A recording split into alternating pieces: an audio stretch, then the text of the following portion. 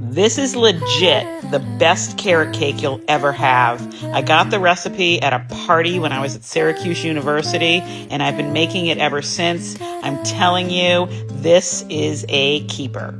And so is this guy. Look at that cutie shredding my carrots.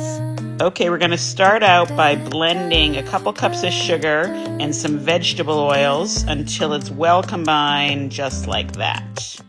Next in, you're going to add 4 eggs, one at a time, blending between each, and 1 tablespoon of vanilla. And in another bowl, you're going to combine your dry ingredients, which consists of flour, cinnamon, nutmeg, salt, and baking soda. And you know what to do, whiskey.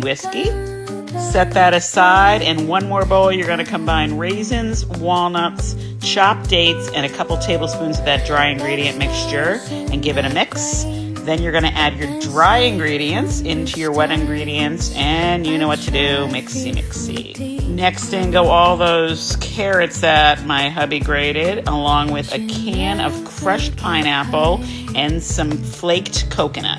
Mixy again. Add the raisins, nuts, and dates to the bowl and give it a mix until just combined. You can make this in 2 cake pans. Make sure you grease them before with Pam, that's me. It also works well in a 9 by 13 inch baking dish. Bake at 350 until they're golden brown and a tester in the center comes out clean, about 45 to 50 minutes, and then make your frosting. Of course, we've got cream cheese frosting, which is a combination of cream cheese, butter, powdered sugar, milk, and vanilla. Give that a mix with the first couple cups of the powdered sugar so it doesn't go all over the place, and then add the rest of the powdered sugar in and blend again until it's smooth.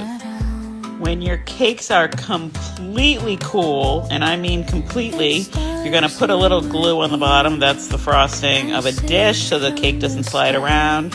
And then you're just going to layer that frosting on the first cake, top with the second, and then you just keep adding more and more of that frosting until it's well coated all over the top and on the sides. Try not to lick your fingers too many times because that frosting is so dang good. I like to decorate mine with fresh flowers, but you could do whatever you want because it tastes so good it really doesn't matter. Oh, there's my daughter licking that frosting.